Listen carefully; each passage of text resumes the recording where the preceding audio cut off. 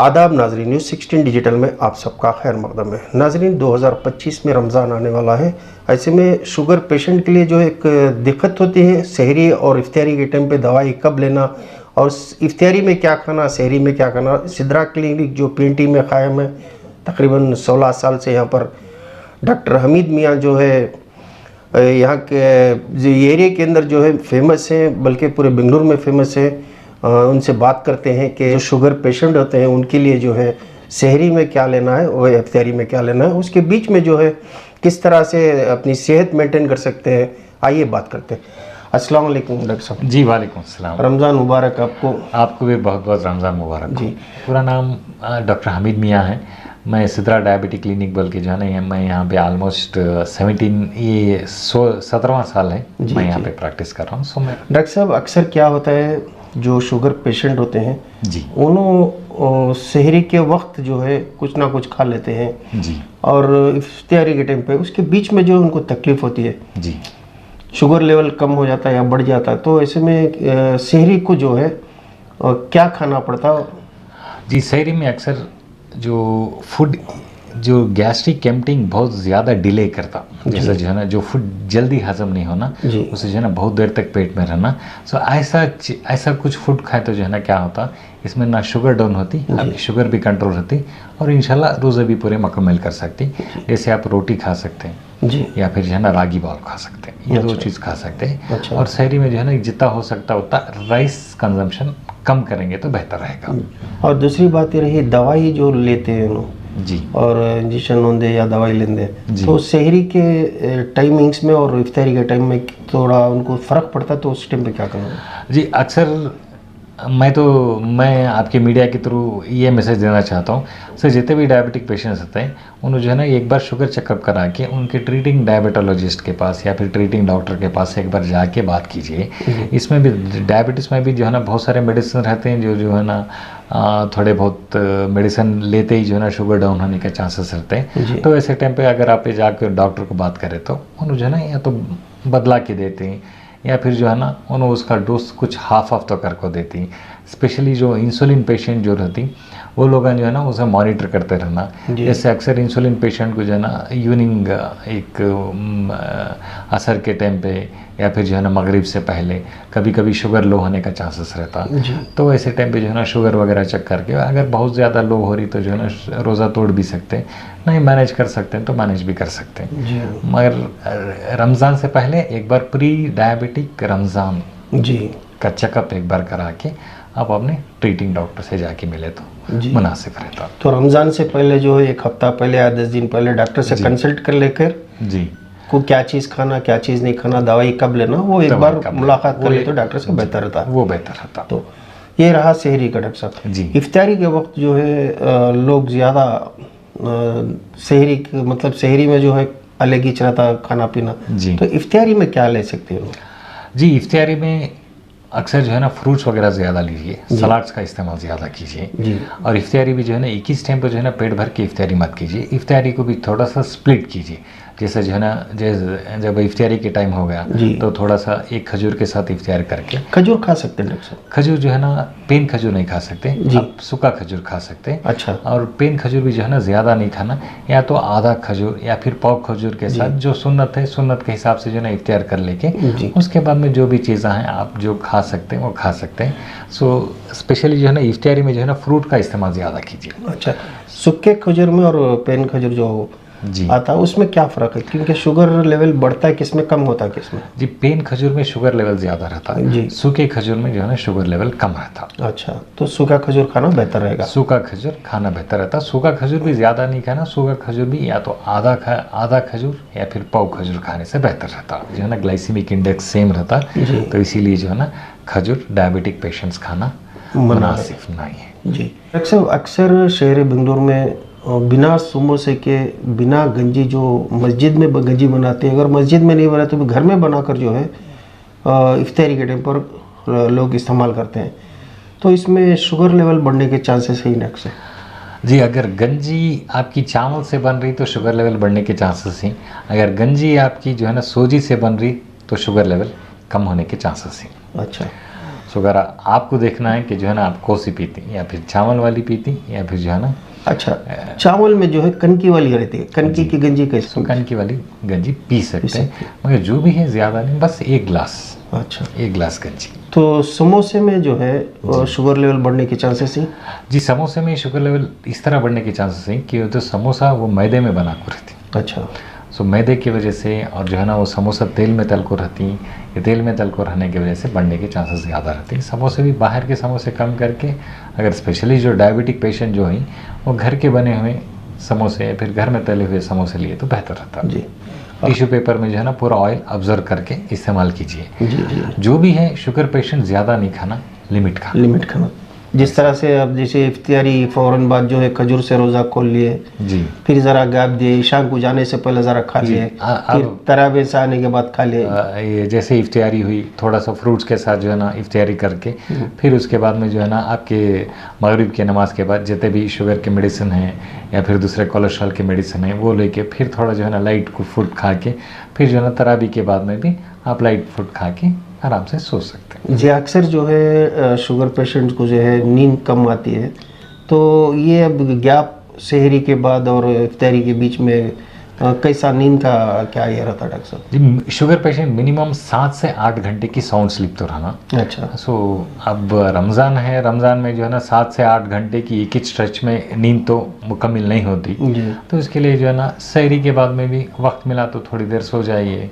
उसके बाद में जो है ना रात में भी जो है ना जितना जल्दी हो सकता है उतना जल्दी सोए तो बेहतर रहता। हमारी डायबिटिक पेशेंट्स फिर ना काम करना, जी, सर रेस्ट कर जाए तो बेहतर रहता। सो पेशेंट ही बल्कि नहीं, पेशेंट के साथ साथ पेशेंट के घर वाले भी पेशेंट से कोऑपरेट करना। जी जी। डॉक्टर साहब, ये अक्सर क्या होता बोला तो सहरी में भी गोश्त खाती, जी, इफ्तारी में भी गोश्त होती। इफ्तारी में तो बाहर का जो है शीखा कबाबा फाला ये यहाँ का फैशन है। जी जी जी, तो ये कितना इस्तेमाल कर सकते हैं, चिकन होंदे या फिश होंदे, जी तो एक शुगर पेशेंट के लिए कितना फ़ायदेमंद है ये? जी, चिकन और फिश शुगर पेशेंट ले सकते हैं, मगर चिकन और फिश भी जो है ना डीप फ्राइड नहीं रहना, जी। उन्हें जो है ना बॉइल्ड रहना। अच्छा, और रेड मीट जैसे बीफ हो गया, मटन हो गया, ये 2 चीज़ें अवॉइड करना है। अच्छा, सो ये शुगर पेशेंट भी अवॉइड करना है, थायराइड पेशेंट भी अवॉइड करना है, कोलेस्ट्रॉल पेशेंट भी अवॉइड करना है, हार्ट पेशेंट भी अवॉइड करना है। जी, सो जितना हो सकता है उतना रेड मीट अवॉइड करें तो बेहतर रहता। वाइट मीट मॉडरेट क्वांटिटी में ले सकते हैं। सिंस अब रमज़ान है, रमज़ान का पूरा महीना जो है ना गोश्त चलते रहता। सो पूरा महीना गोश्त खाना भी जो है ना मुनासिब नहीं है, जी, चाहे शुगर पेशेंट हो या बीपी पेशेंट हो या फिर हार्ट पेशेंट हो। पेशेंट्स ज़रा कम कर लेंगे, सो घर के दूसरे आदमी खा सकती। जी जी, मटन खाना ज़रा अवॉइड करना है। मटन भी बीफ भी दो जी। भी खाना ज़रा अवॉइड कर लिए तो मुनासिब रहता। जी, डॉक्टर साहब, क्या होता है से रमज़ान में ख़ासकर जो है डेली वॉकिंग को जाते हैं शुगर पेशेंट, जी तो रमज़ान में उनको टाइम ज़रा मिस हो जाको नहीं जाते, तो वॉकिंग क्या कितना ज़रूरी है? जी, रमज़ान में स्पेशली रोज़े की हालत में फ़िज़िकल एक्टिविटीज़ अवॉइड करना। जी, सो रोज़े के बाद में जा सकते हैं, जैसा आप सैर करके, अगर आपके घर से मस्जिद जो है ना 1 किलोमीटर दूर रहंदे या फिर जो है ना 100 मीटर्स दूर रहंदे, सो जितना हो सकता उतना बाई वॉक जाइए। सो व्हीकल का इस्तेमाल कम कीजिए। फिर रमज़ान में भी जो है ना पूरे तरावी, पूरे नमाज़ा अगर आप जमात के साथ पढ़ रही हैं तो ये भी एक तरह की फ़िज़िकल एक्टिविटीज़ हो गई। तो इसमें भी जो है ना आप सेम फिज़िकल एक्टिविटीज़ मेंटेन कर सकते हैं। जी। स्पेशली रमज़ान में रोज़े की हालत में वॉकिंग रहंदे, जॉगिंग रहंदे वो अवॉइड करके, शाम में भी अगर आप चाहते तो जो है ना इफ्तारी के बाद या फिर रात में डिनर के बाद थोड़ा सा एक 10-15 मिनट की वॉक भी माइल्ड वॉक कर सकते हैं। डॉक्टर साहब, ये और एक बात क्या बोले तो फ्रूट में, जी फ्रूट में शुगर पेशेंट क्या क्या ले सकते हैं? जी, फ्रूट में शुगर पेशेंट सेब ले सकते हैं, मौसम्बी ले सकते हैं, पपई ले सकते हैं, हालांकि की मौज ले सकते हैं, खरबूजा ले सकते हैं, मस्क मेलन ले सकते हैं, ड्रैगन फ्रूट, बटर फ्रूट, ये सारी चीज़ें ले सकते हैं। स्पेशली जो फ्रूट जो सख्त मना है जी, ये है वाटरमेलन मना है, अच्छा, और उसके बाद में आम मना है, अंगूर मना है, अनार मना है, अच्छा, फनस मना है, चीकू मना है, ये चीज़ें मना है। और रमज़ानों में अक्सर रूह अफ़ज़ा रंदे दूसरे ड्रिंक्स वगैरह सब इस्तेमाल करते हैं, सो वो भी जो है ना अवॉइड है, शुगर पेशेंट्स के लिए अवॉइड करना बेहतर रहता। जी। और रमज़ान में टी कॉफ़ीज़ वो भी अवॉइड करें तो बेहतर रहता, क्योंकि तो टी कॉफ़ीज़ में जो है ना बहुत ज़्यादा एसिडिटी होती, जी। ये एसिडिटी की वजह से कभी कभी शुगर लो होने का भी चांसेस रहता, तो इसके वजह से अवॉइड करने से बेटर रहता। इफ्तारी फ़ौरन खोलते ही क्या आते हैं, चाय पी लेते हैं। गैस का लेवल बढ़ने से शुगर लो होने का चांसेस ज़्यादा रहता। अच्छा। सो इमीडिएटली नहीं पीना, आराम से खाना गिना खा को पिएंगे कहते। जी जी। इफ्तारी से सहरी तक जो है ना टाइम हमारा चाहे कभी भी पी सकती हैं। अच्छा, तो फ़ौरन पीना नहीं। फ़ौरन नहीं पीना, जी, कुछ जी। खाना खा के पीना। जी। और स्पेशली सलाड्स का इस्तेमाल, सलाड में भी जो है ना आप कुकुम्बर का इस्तेमाल ज़्यादा करें तो बेहतर रहता। अच्छा।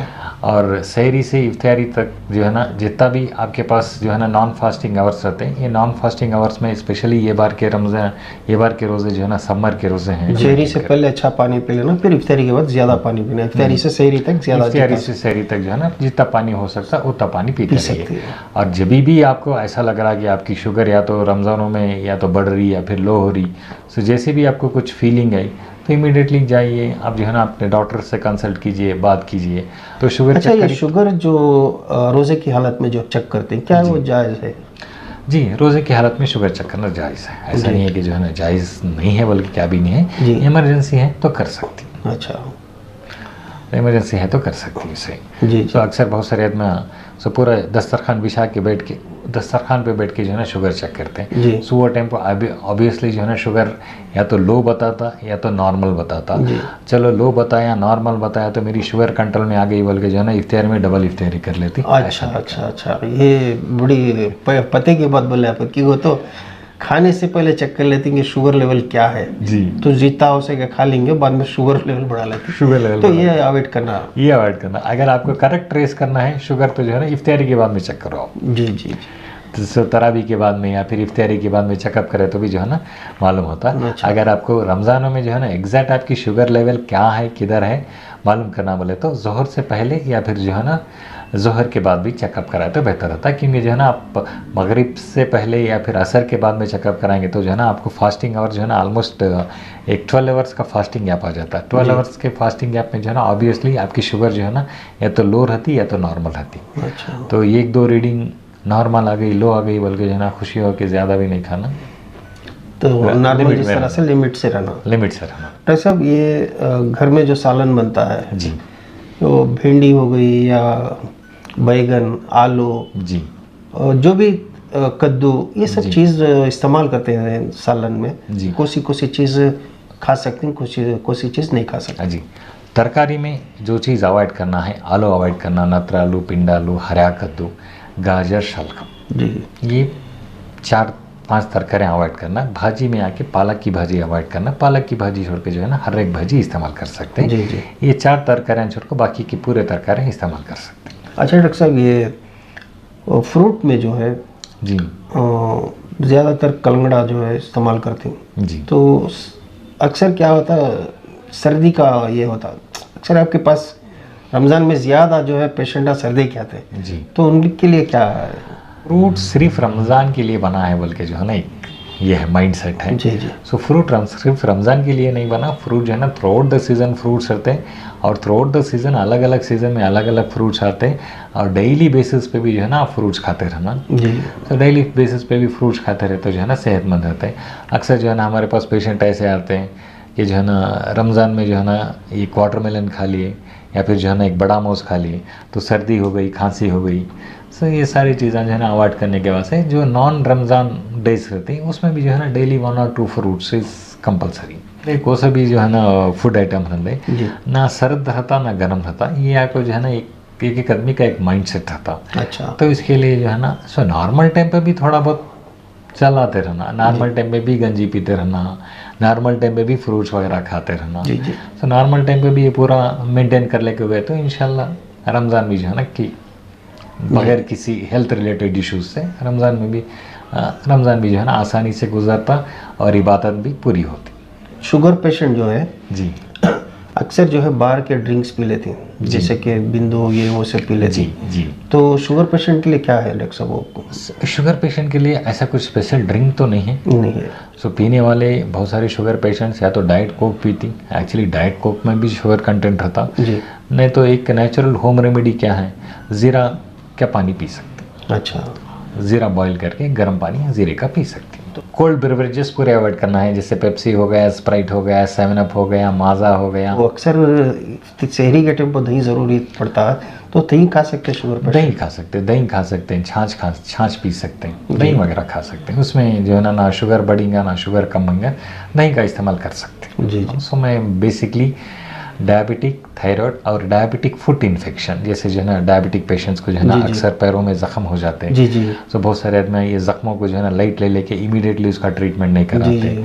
तो वो सिलसिले में जो है ना बहुत सारे पेशेंट को ऑपरेशन करके पैर निकालो, अंगूठा निकालो, सो यहाँ तक की नौबत आ जाती। अच्छा। अल्हम्दुलिल्लाह यहाँ पे मैं जो है ना without any surgery, without any amputation जो है ना जितना हो सकता मैं जो है ना उनका जितना भी ऑर्गन बॉडी का रहते उसे प्रिवेंट करने की मैं कोशिश करता। जो भी जख्म हो जाता है उसे दूसरे डॉक्टर जो है उसे ऑपरेशन करने की कोशिश करते हैं, तो आपके यहाँ आने से वो चीज़ नहीं होती? नहीं, मैं मेरे पास आने से जल्दी आना। जी जी। अगर देर जख्म बढ़ा ले को नहीं आना। जख्म बढ़ा लेके नहीं आना। अगर इनिशियल स्टेज में आए तो जो है ना मैं ट्रीट करता हूँ। बहुत ज़्यादा इन्फेक्शन होने के बाद में आए तो जो है ना, चाहे आप बड़े से बड़े हॉस्पिटल गए तो भी क्या भी नहीं होता, क्लिनिक को गए तो भी क्या भी नहीं होता। जैसा जख्म होता पहले दिखा लेना, पहले दिखा लेना और बढ़ने नहीं देना। और डायबिटिक फुट प्रिवेंट करने के लिए एक तो आपको जो है ना आपके पैर जो है ना बराबर एग्जामिन करते रहना जी। पैरों की हिफाजत करना, पैर जो है ना अक्सर अच्छा धोना और बग़ैर चप्पल के नहीं फिरना, क्योंकि तो शुगर पेशेंट्स में जो है ना वो सेंसेशन चले आता। वो सेंसेशन जाने से जो है ना उनको क्या ठंडी है क्या गर्मी है नहीं मालूम होता। अच्छा, तो इसीलिए जो है ना अच्छे चप्पल पहनना, घर में भी चप्पल पहनना, बाहर भी चप्पल पहनना, और चप्पल आके कंफर्टेबल चप्पल रहना। जी जी। कंफर्टेबल फुटवेयर रहना। अच्छा। और अक्सर जो है ना आपके पैर देखते रहना, पैर को जो है ना अच्छा वॉश करना।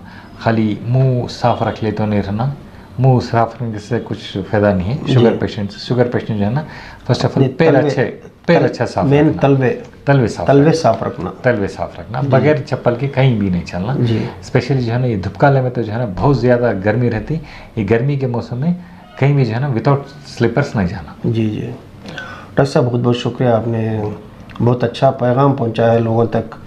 आपकी बात सुनकर जो है इसी पर लोग हर चीज़ में पाबंदी करेंगे, खाने पीने में, तो उनकी सेहत बेहतर रहेगी इंशाल्लाह। नाज़रीन, जितने भी आपने बातें सुनी इसको अमल में लाना है, लेकिन सुनकर जो है ये कान से सुनकर उस कान से नहीं सुना है। ख़ास बात ये है कि आप लोग यहाँ पर आकर विज़िट कीजिए पहले ही, ताकि आपकी शुगर लेवल चेक कर लीजिए, फिर रमज़ान के बाद भी आकर चेक कर सकते हैं। सिर्फ यही क्लिनिक में नहीं, सिद्रा क्लिनिक में नहीं, आप कहीं भी जाकर जो है आपके सेहत के वास्ते आप कहीं भी जाकर पहले चेक कराइए, आफ्टर रमज़ान भी जाकर चेक कराइए।